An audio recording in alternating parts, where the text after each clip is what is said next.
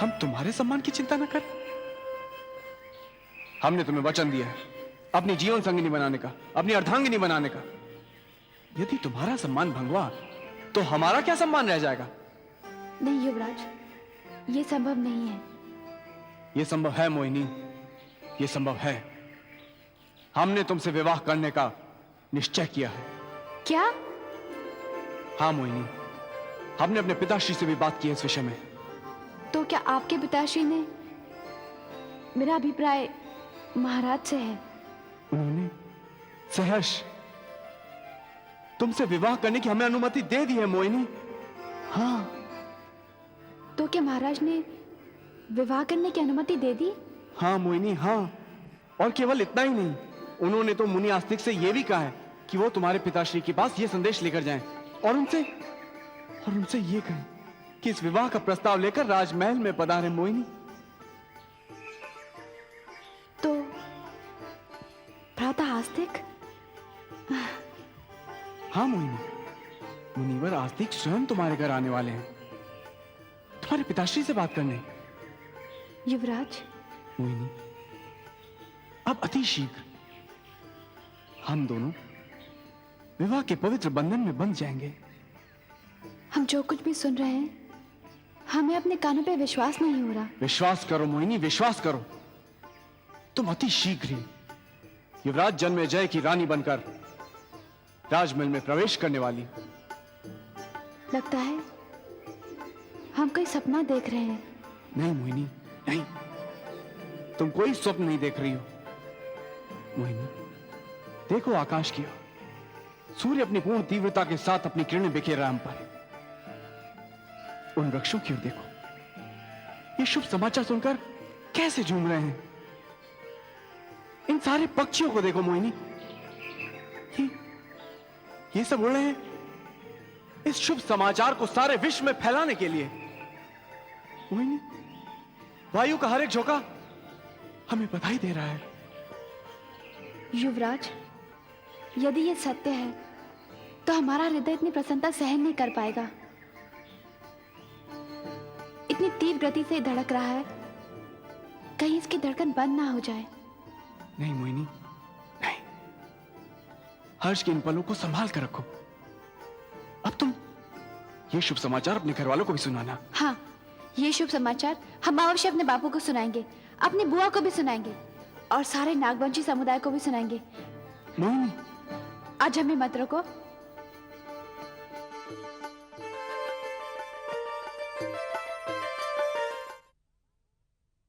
बापू, बापू, बापू। मिलाई अपने प्रेमी से? हाँ बापू। कराई मुकाला तू? मिलाई नागवंशियों के सम्मान को धूल में? डाला ये कार्य के गले में अपनी बाहों का हार? सारे समुदाय के सामने नाक कटवा कर घर लौटी है तू? क्या तू भूल गई थी अपने पिता के सम्मान को? भूल गई थी नागवंशियों की मर्यादा को? बापू, बापू, ये आप क्या कह रहे हैं? हम तो... चुप, चुप रह। रात के अंधेरे में आया था वो तुझसे मिलने। तूने उसे अपने घर में शरण दी और अब दिन के उजाले में भी मिलने लगी है तू उससे। अरे पाप करके भी तेरा सर लज्जा से नहीं झुका। अब क्या मुंह लेकर आई है तू मेरे सामने?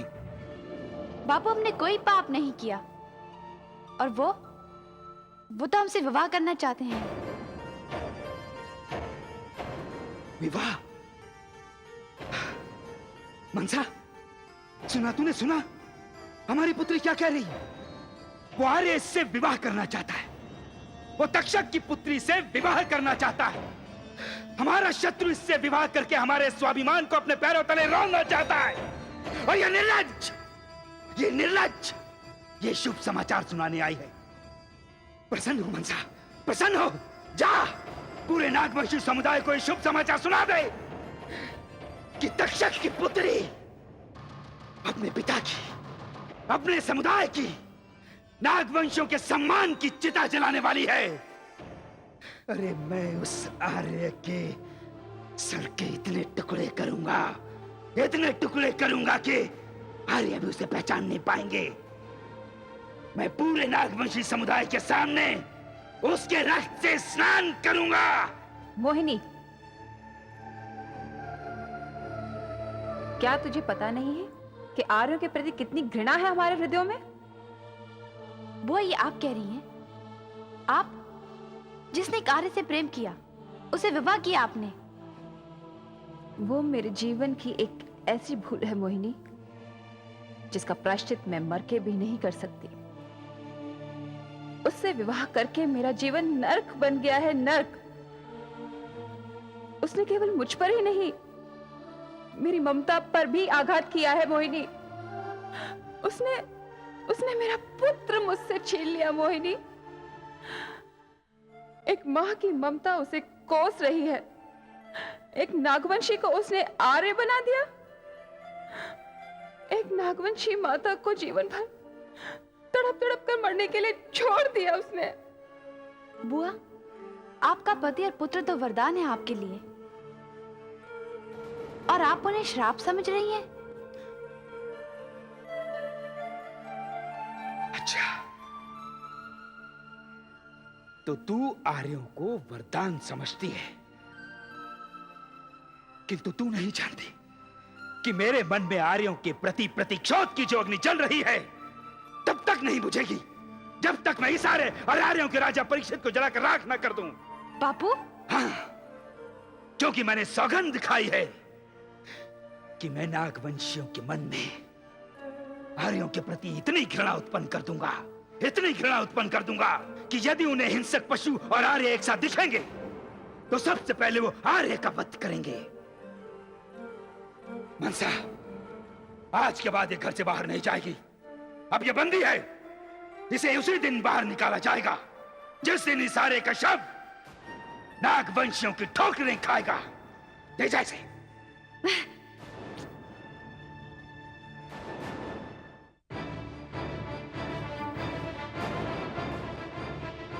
मनसा, अब इस समस्या का एक ही समाधान है, इस आर्य का वध।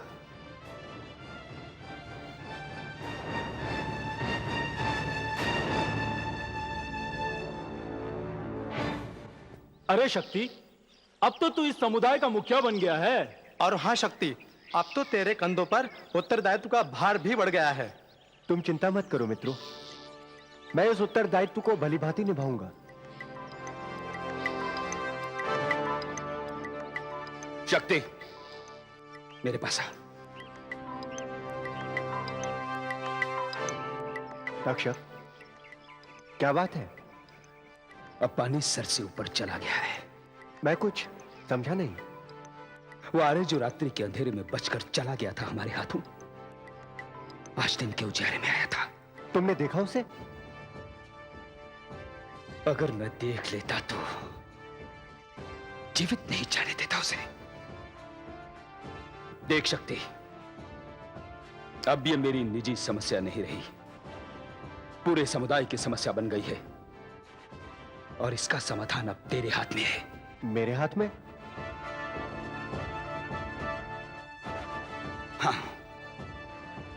तू मुखिया है नागवंशियों का, और यदि तू इस आर्य का वध कर दे तो मैं अपनी पुत्री मोहिनी का हाथ तेरे हाथ में दे दूंगा। सच?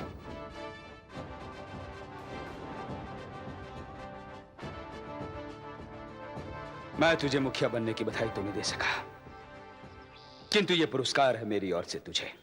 तो क्या मोहिनी मुझसे विवाह करने को तैयार हो जाएगी?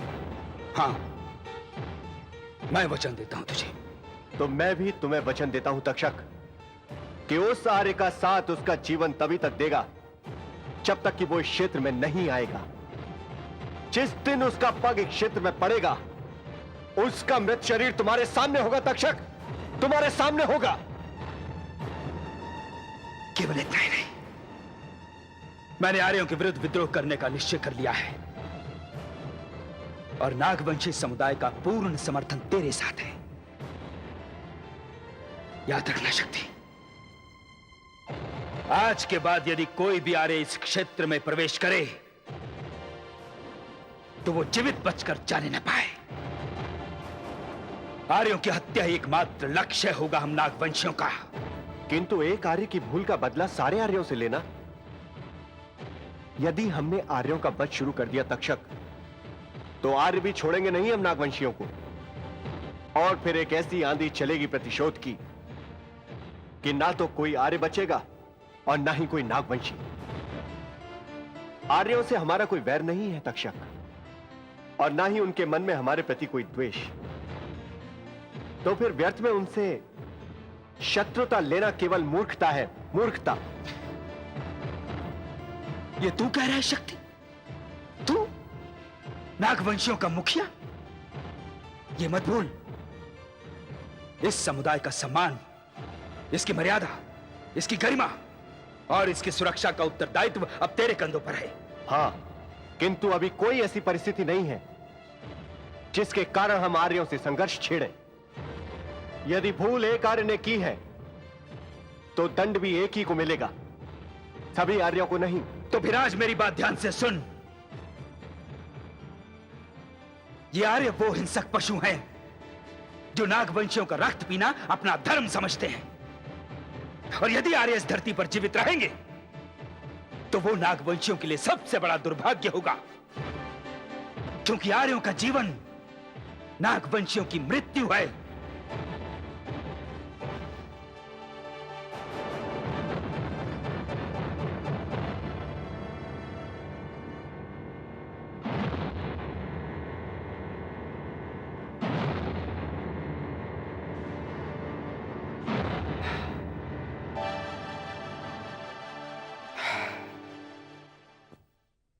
भैया, आप कब आए? कहां गए थे आप? मैं शक्ति से मिलने गया था। मैंने निश्चय कर लिया है मनसा कि यदि शक्ति ने इस आर्य का वध कर दिया तो मैं मोहिनी से उसका विवाह कर दूंगा। बस इसीलिए आप गए थे शक्ति के पास? उसका वध तो होना ही है, और अब तो ये प्रश्न सारे समुदाय के सम्मान का प्रश्न है भैया। जब भी वो आर्य इस क्षेत्र में आएगा, नागवंशियों के हाथों मारा जाएगा। किंतु मैं केवल एक आर्य की हत्या का प्रस्ताव लेकर नहीं गया था उसके पास। तो फिर? मैंने तो उसके समक्ष आर्यों के विरुद्ध विद्रोह छेड़ने का प्रस्ताव भी रख दिया है। भैया, क्या वो मान गया? वो अकेला नहीं था, उसके साथ कुछ नागवंशी नवयुवक भी थे। किंतु फिर भी मैंने आर्यों के प्रति उनके हृदय की धड़कन में घृणा का बीज डाल दिया है। अब देखना मनसा, कुछ दिनों पश्चात ये बीज एक पौधा बनेगा और फिर बनेगा एक वृक्ष, घृणा और प्रतिशोध का वृक्ष। मनसा, मैं अपनी योजना अनुसार धीरे धीरे हर नागवंशी के मन में आर्यों के प्रति इतनी घृणा भर दूंगा, इतनी घृणा भर दूंगा कि वो आर्यों के अस्तित्व के शत्रु बन जाएंगे। वो अपनी प्यास जल से नहीं, आर्यों के रक्त से बुझाएंगे। भैया, यदि ऐसा हो गया तो नागवंश के सबसे ऊंचे स्थान पर केवल एक ही व्यक्ति होगा, और वो होगा मेरा भ्राता।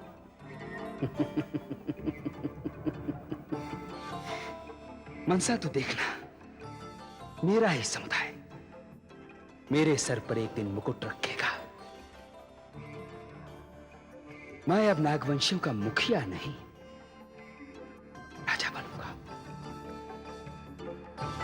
राजा।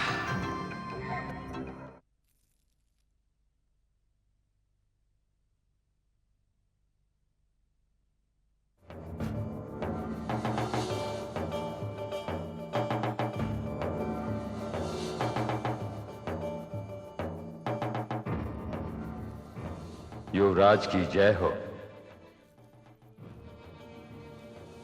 कौन हो तुम? युवराज, मैं तो आपसे प्रथम बार मिल रहा हूं, परंतु आपके पिताश्री मुझसे भली भांति परिचित है। पिताश्री आपसे भली भांति परिचित? तब तो आप मेरे पूजनीय हैं। मैं आपको प्रणाम करता हूं। युवराज, आपने मुझे प्रणाम करके मेरा हृदय हर्ष से भर दिया है। आप तो अपने पिताश्री से नितांत भिन्न है। श्रीमान, मैं कुछ समझा नहीं। आप समझ जाएंगे युवराज। अभी तक तो आपको मैंने समझाया ही नहीं है। ये तो हमारी प्रथम भेंट है।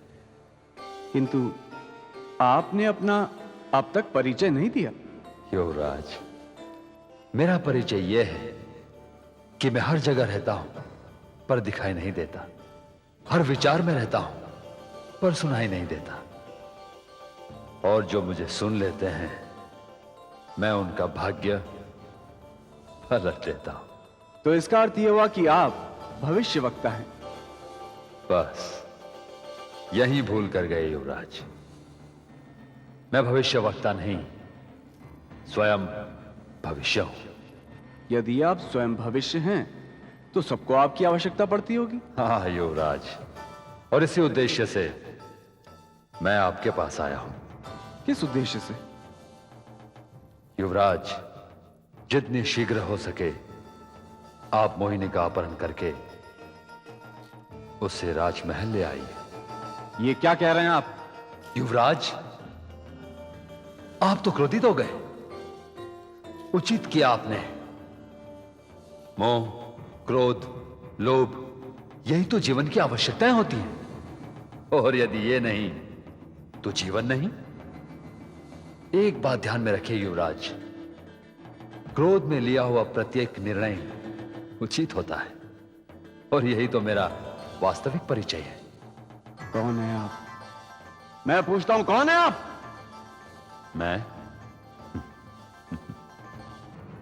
मैं कलयुग हूं।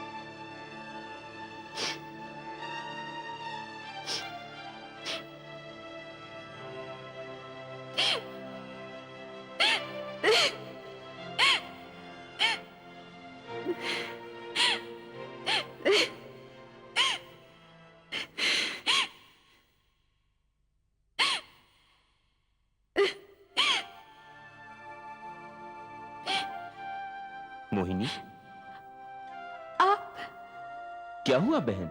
तू रो क्यों रही है? आप जानते हैं ना, हम सारे से प्रेम करते हैं। बस बापू ने इसी बात का दंड दिया है, हमें इस घर में बंद कर दिया है। अरे बहन, तू चिंता क्यों कर रही है? अब मैं आ गया हूं ना, सब ठीक हो जाएगा। मैं तो तेरे ही विषय में बात करने आया हूं।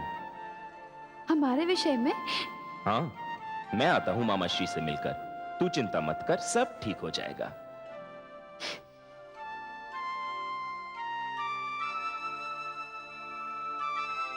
मनसा, भोजन तैयार हुआ कि नहीं? प्रणाम माताश्री। पुत्र आस्तिक, तुम जीते रहो पुत्र। आज तुम्हें अपनी मां की याद कैसे आई? ये क्या कह रही हैं आप माताश्री? कोई पुत्र भला अपनी मां को कैसे भूल सकता है? तुम तो मुझे भूल ही गए पुत्र। मैं ना आपको भूला हूं और न कभी भूलूंगा। आपके पांव तले तो स्वर्ग है मेरा। सुनी भई आपने मेरे पुत्र की बातें। आओ पुत्र, कितना स्नेह करता है मुझसे, कितना आदर है मेरे लिए। प्रणाम मामा श्री। ठीक है ठीक है, किंतु ये तो बताओ कि आज इधर कैसे आना हुआ? कैसे क्या आना हुआ मामा श्री? अरे मैं तो आप दोनों से मिलने आया हूं, और विशेषकर आपसे। मुझसे? जी हां। पहले तो आप मुझे यह बताइए कि आपने मेरी प्यारी सी बहन मोहिनी को बंद करके क्यों रखा है? इसका उत्तर यह है भांजे कि तुम्हारी बहन नागवंशियों के सम्मान और उनकी मर्यादा को भंग कर रही है। वो मेरे जन्म जन्म के शत्रु आर्यों से सहानुभूति रखती है। वो एक आर्य से प्रेम करने लगी है। मोहिनी एक आर्य से प्रेम करती है? हां, इतना ही नहीं, वो उससे विवाह भी करना चाहती है। मामा श्री, मैं भी इसी विषय में आपसे बात करने आया हूं। इसी विषय में? हाँ, मोहिनी के विवाह के विषय में। मैं उसके लिए विवाह का प्रस्ताव लेकर आया हूं।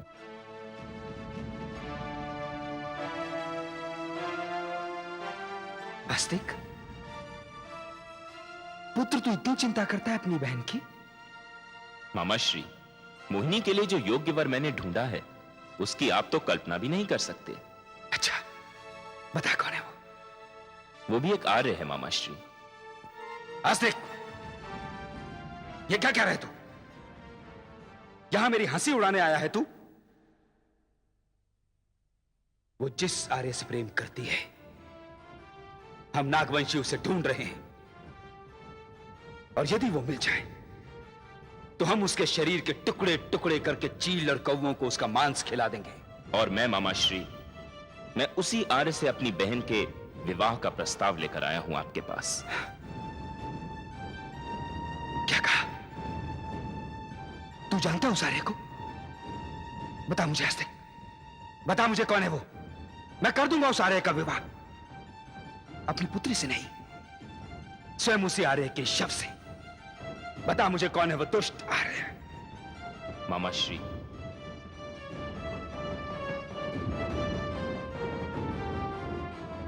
उस आर्य का नाम युवराज जन्मेजय है। युवराज जन्मेजय? युवराज? तो क्या युवराज जन्मेजय? हाँ मामा श्री, जिस आर्य का आप लोग वध करना चाहते थे, वो स्वयं युवराज जन्मेजय हैं।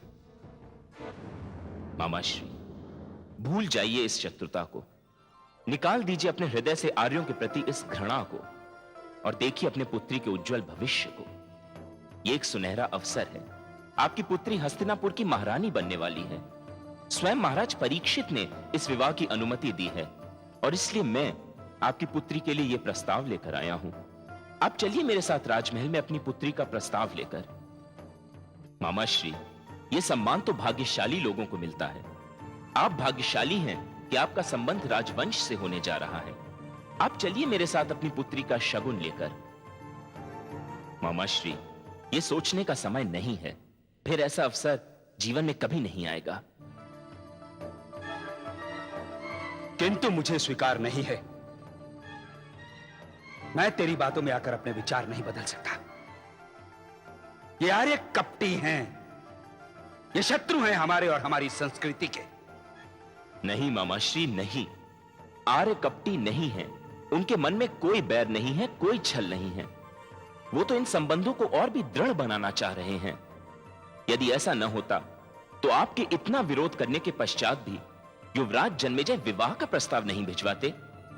वो यदि चाहते तो मोहिनी का अपहरण भी कर सकते थे।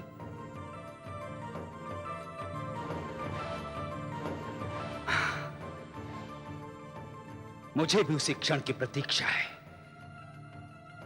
कि वो आए और अपहरण करें मोहिनी का। फिर देखना भांजे, किस प्रकार रक्त की नदियां बहती हैं। नहीं मामा श्री, नहीं। मैं आपसे एक बार फिर कह रहा हूं कि अपनी पुत्री की इच्छाओं का गला इस प्रकार मत घोटिए। इस संबंध को अपनी अनुमति दे दीजिए मामा श्री। यह संबंध आर्यों और नागवंशियों के बीच एक नए अध्याय का आरंभ करेगा। ये संबंध होंगे मित्रता के, सद्भावना के, एकता के। मामा श्री, इससे आपका सम्मान बढ़ेगा, आपकी पुत्री का सम्मान बढ़ेगा, पूरे नागवंश का सम्मान बढ़ेगा। मामा श्री, सम्मान नहीं, अपमान होगा नागवंशियों का। यदि किसी आर्य से मेरी पुत्री का विवाह हो गया तो नागवंशियों का सम्मान मिट्टी में मिल जाएगा और हमारा सिर सदैव के लिए झुक जाएगा इन आर्यों के सामने। और यह सिर कभी नहीं झुकेगा आस्तिक।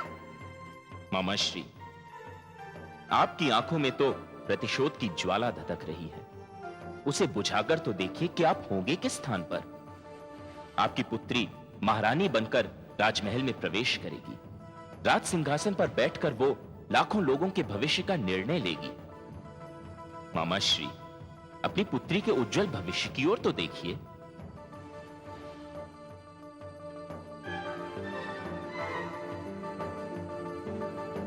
तू क्या सोचता है आज तक कि मेरी पुत्री महारानी बनकर राजमहल में प्रवेश करेगी और मैं दुम हिलाता हुआ जाऊंगा इन नारियों के सामने? कभी नहीं। मैंने ऐसा विद्रोह छेड़ने की योजना बनाई है इन नारियों के विरोध में, जो एक दिन क्रांति बन जाएगी। संघर्ष होगा, रक्त बहेगा, और मैं नागवंशियों का नेतृत्व करूंगा इस संघर्ष में। मैं आर्यों का राज सिंहासन ध्वस्त कर दूंगा और एक नए राज्य की स्थापना करूंगा, और वो राज्य होगा नागवंशियों का, और जिसका राजा मैं ही बनूंगा। मैं तक्षक, नागवंशियों का राजा।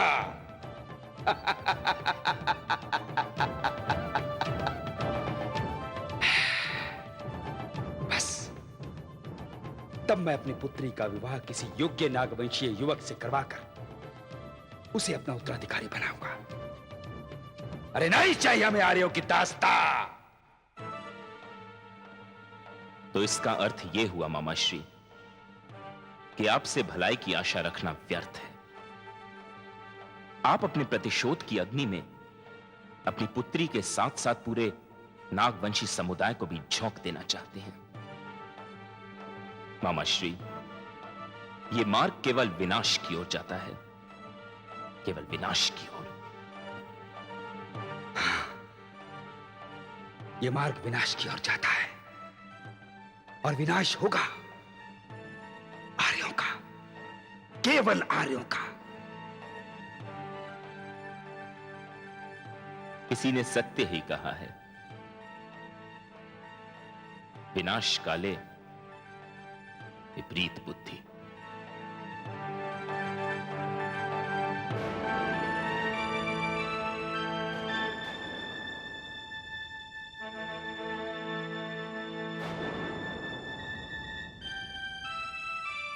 भैया, मनसा, क्या तू भी तो ये नहीं कहेगी कि जो तेरे पुत्र ने कहा वो? नहीं भैया नहीं। जो अग्नि आपके हृदय में है आर्यों के प्रति, वही अग्नि मेरे हृदय में भी है। अब देखना यह है कि अग्नि किसे जलाती है, आर्यों को या नागवंशियों को।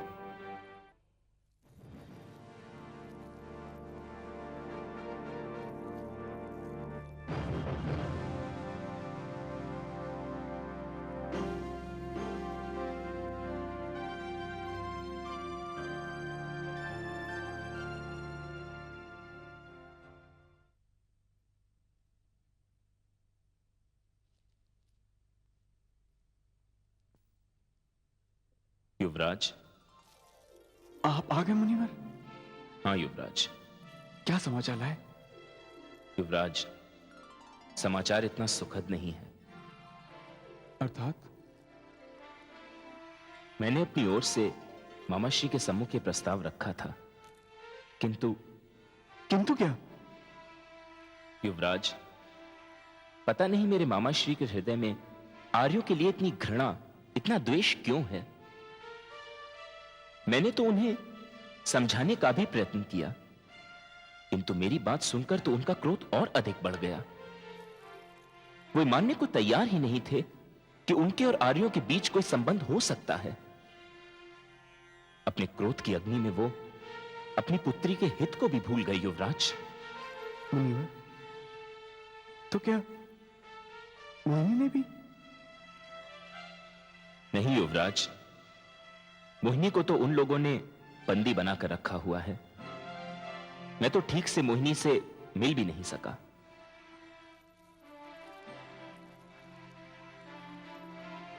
तो स्पष्ट रूप से कहिए ना मुनिवर, मोहिनी से मेरा विवाह असंभव है। परिस्थितियां तो यही कह रही हैं युवराज। नहीं मुनिवर, नहीं, मैं इन परिस्थितियों को बदल दूंगा। मोहिनी से मेरा प्रेम और उसको दिया हुआ मेरा वचन जल पर लिखा हुआ कोई लेख नहीं है जिसे कोई बहती हुई जलधारा अपने साथ बहा कर ले जाएगी।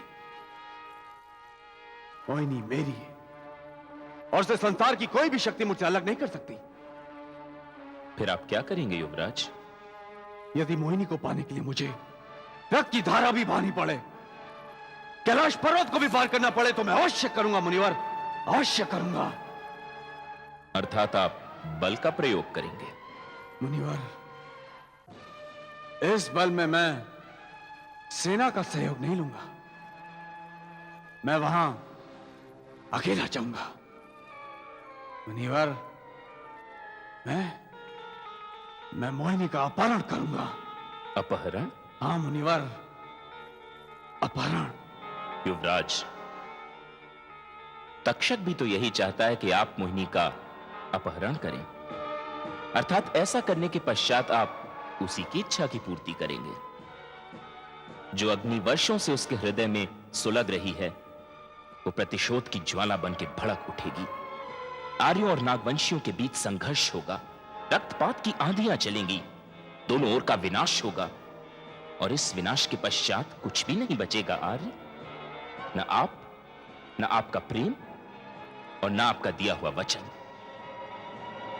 एक व्यक्ति की घृणा समूचे समुदाय की घृणा बन जाएगी आर्य। एक व्यक्ति की शत्रुता समूचे समुदाय की शत्रुता हो जाएगी, और ये न आपके हित में होगा, ना ही मोहिनी के, न आर्य वंशियों के हित में होगा, न ही नागवंशियों के, न इस राज्य के हित में होगा, ना ही उसकी प्रजा के। और इस विनाश के दोषी केवल तक्षक ही नहीं होंगे आर्य, आप भी होंगे। और आपको ना तो समय ही क्षमा करेगा और ना ही इस देश का इतिहास। मुनिवर, आप ही बताइए, इसके अतिरिक्त दूसरा मार्ग कौन सा है? यह तो निश्चित है, आकाश से गिरी हुई बिजली वापस आकाश में जा सकती है, धनुष से निकला हुआ बाण भी वापस धनुष में जा सकता है, वृक्ष से गिरा हुआ फल भी वापस वृक्ष में जा सकता है, किंतु हमारे मुख से निकला हुआ वचन कभी वापस नहीं लिया जा सकता, कदापि नहीं। युवराज, मैं आपको ऐसा करने का परामर्श नहीं दूंगा। तब तो आपको इसका विकल्प बताना होगा मुनिवर। आप थोड़े समय प्रतीक्षा करें युवराज, इस आंधी को थम जाने दें। अभी वातावरण गर्म है, क्रोध और घृणा आंखों से झांक रहे हैं। इस क्रोध की अग्नि को बुझ जाने दें युवराज। और यदि ये अग्नि ना बुझी, ये वातावरण नहीं बदला तो मैं आपको वचन देता हूं युवराज कि आप जो भी करेंगे मैं चुप रहूंगा। मैं अपने अधरों को सी लूंगा, मैं अपने नेत्र बंद कर लूंगा, मैं अपने कानों पर उंगलियां रख लूंगा, मैं मौन व्रत धारण कर लूंगा युवराज।